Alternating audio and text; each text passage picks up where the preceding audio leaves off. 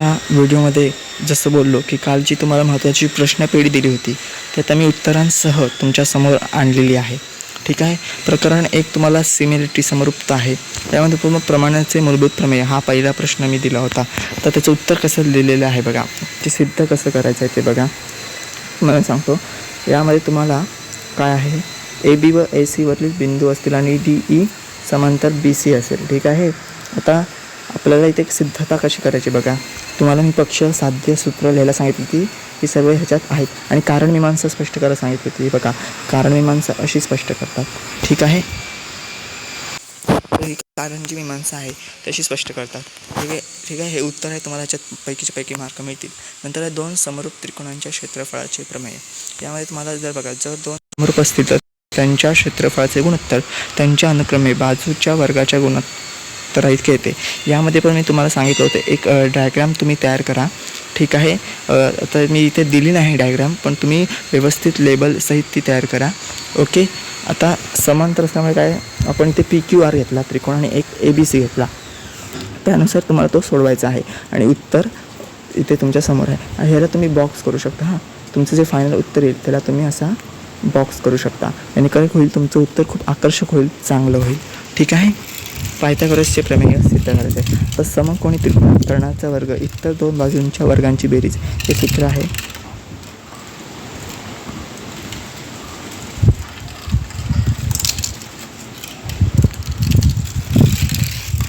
हा फॉर्म्युला आहे. ह्या फॉर्म्युल्यानुसार तुम्हाला हे उदाहरण सोडवायचं आहे.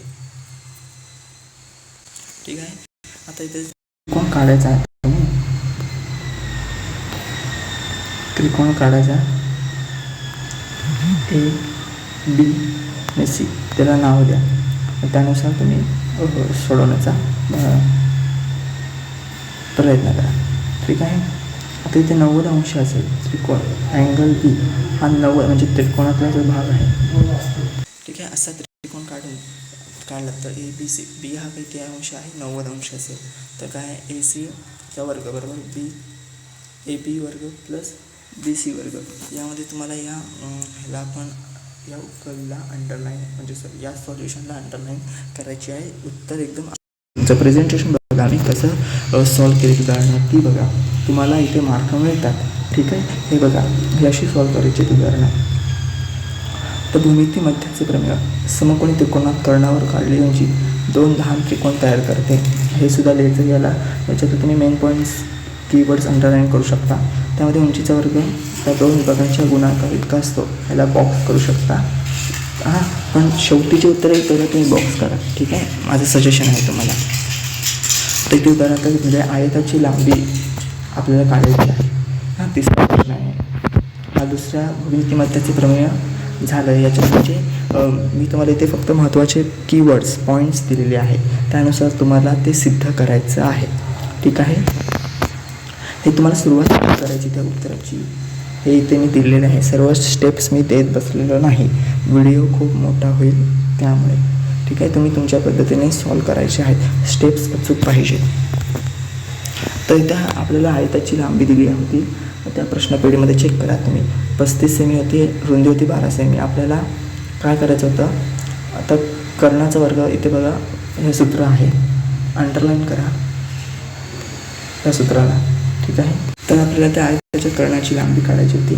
ठीक आहे. हे सूत्र आहे, तुम्ही अंडरलाईन करायचं आहे. ते त्याच्या पिंतेत घालायच्या आहेत. आणि नंतर तुमचं जे उकल येईल, जी सोल्युशन येईल, त्याला अंडरलाईन करायची आहे. अशा प्रकारे या पायऱ्यांना मार्क असतात. ह्या पायऱ्या लक्षात ठेवा. मी तुम्हाला काय म्हटल्याप्रमाणे पहिलं कुठलाही प्रश्न आला की त्याच्यात काय दिलं आहे ते लिहून घ्यायचं. आयताची लांबी किंवा त्रिकोणाची काय रुंदी आपल्या शंकूचा प्रश्न होता, त्या शंकूची उंची दिली होती, मग ती त्या शंकूची उंची, त्या शंकूची तो त्रिज्या वगैरे सगळं ते लिहून घ्यायचं. आणि मग तुम्ही सूत्र लिहून हे असं उत्तर सोडवायचं आहे. ठीक आहे. आता चक्रीय चौकोनाचे समूह कोण पूरक असतात हे सिद्ध करा. ठीक आहे. हे मी तुम्हाला फक्त इथे काय लिहायचं आहे ते इथे दिलेलं आहे. तुम्ही त्याचा विस्तार करायचा आहे. तुम्ही आकृती काढायची आहे. तुम्हाला पक्ष, सिद्ध, साध्य आणि मग साध्य लिहायचं आहे. आणि मग ते सिद्ध करून जे शेवटचा अंश आहे ते तुम्हाला बॉक्समध्ये करायचं आहे. ठीक आहे. तर याच्यात मी पूर्ण काही दिलं नाही, पण हे महत्त्वाचं आहे एवढं नक्की. ठीक आहे. या 2 स्टेप तुम्ही पहिल्या लिहा आणि नंतर बाकीचे पक्षसिद्ध साध्य करा. वर्तुळाच्या बाह्यबिंदूपासून काढलेल्या स्पर्शिका खंडाची लांबी समान असते. आपल्याला ते स्पर्शिका खंडावर उत्तर प्रश्न मी दिलेला होता प्रश्नपेढीमध्ये. ठीक आहे. याच्यातसुद्धा तुम्हाला काय करायचं, सिद्ध करायचं. त्यामुळे आपलं पक्ष वगैरे लिहावं लागेल. मी दिला नाही, तुम्ही तुमच्या पद्धतीने सोडा. फक्त हे तुम्ही लिहिणं मोस्ट इम्पॉर्टंट आहे. ठीक आहे. अंतर्लिखित कोन प्रमेय. वर्तुळातील अंतर्लिखित कोनाचे माप संबंधित कंसाच्या मापाच्या निम्मे असते. हे सुद्धा आपल्याला सिद्ध करायचं होते. याच्यात मी त्याची सूत्र दिले, त्या सूत्रानुसार तुम्ही उत्तर सोडवायचं आहे किंवा एक कीवर्ड तुम्हाला दिलेला आहे, त्या कीवर्डनुसार तुम्ही सोडवायचं आहे.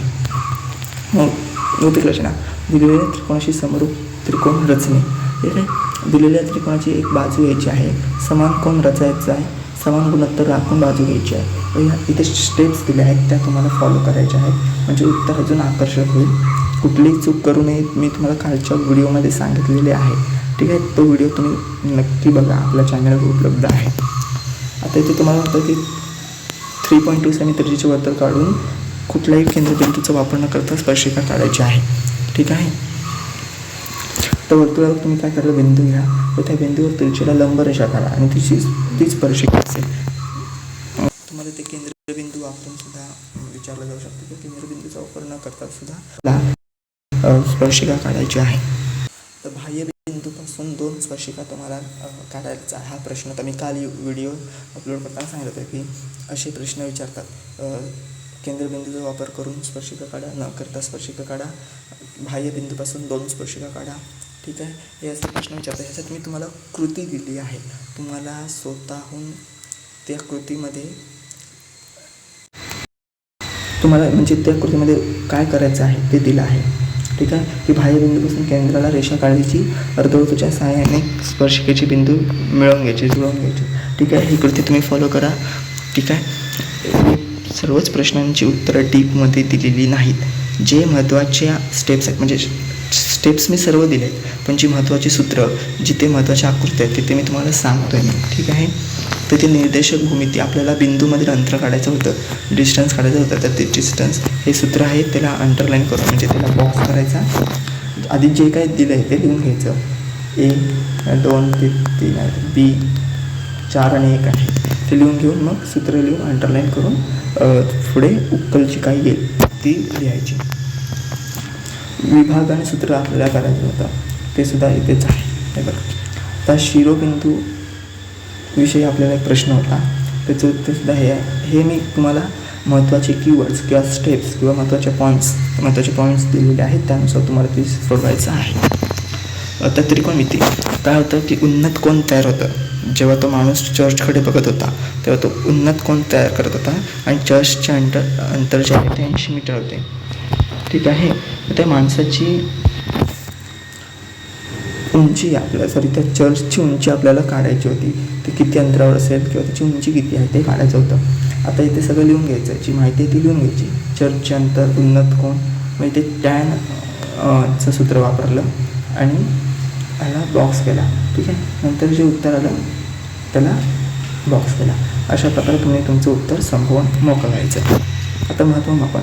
शंकूची तिरकस उंची आपल्याला काढायची होती. तिथे आपल्याला त्रिज्येचा जो व्यास होता तो 7 सेमी दिला होता, हाईट होती 24 सेमी. हे सगळं लिहून घेतलं असं म्हणायचं लिहिताना. येथे R बरोबर असेल जे काय 7 सेमी, हाईट बरोबर काय 24 सेमी जी असेल ती, आणि मग सोडून जी उकल आली तिला बॉक्स करायचा. ठीक आहे. हे अशा पद्धतीने तुम्ही या स्टेप्सनुसार तुम्ही सोडवायचं आहे. तर घनफळ काढायचं, म्हणजे घनफळ एकूण पृष्ठफळ आणि घनफळ काढायचं होतं. ते बाजू दिलेली होती आपल्याला. मग ते सगळं सोडवून हे बघा पृष्ठफळ आणि घनफळ काढायचं होतं. पृष्ठफळ किती आलं बघा 600 सेमी, त्याला बॉक्स करा. आणि घनफळ किती आलं 1000 सेमी. ठीक आहे. मग तिथे काय करायचं, तुम्ही इथे लिहायचं येथे पृष्ठफळ एवढे आहे, एकूण घनफळ एवढे आहे, आणि तुमचे उत्तर झाले. तुमच्या ज्या सगळ्या स्टेप्स आहेत उत्तरांच्या त्या पूर्ण झाल्या. तर हे महत्त्वाचे प्रश्न जी मी काल व्हिडिओ अपलोड करत होती त्यावर, त्याची उत्तरं ही आहेत. यामध्ये तुम्हाला मी सांगितलं होतं की प्रमाणाचे मूलभूत प्रमेयाला अंडरलाईन करून ठेवा. त्याच्यावर खूप काय म्हणतात ते जास्त करून प्रश्न येण्याची शक्यता असते. ठीक आहे. आणि ह्याच्यावर शंकूचा जो प्रश्न आहे त्याच्यावर एक फोकस करा. ठीक आहे. भेटूया पुढच्या व्हिडिओमध्ये. तोपर्यंत तुम्ही माझ्या चॅनल सबस्क्राईब केलं नसेल तर लवकरात लवकर माझ्या चॅनलला सबस्क्राईब करा, लाईक करा, शेअर करा, कमेंट करा. भेटूया पुढच्या व्हिडिओमध्ये. धन्यवाद.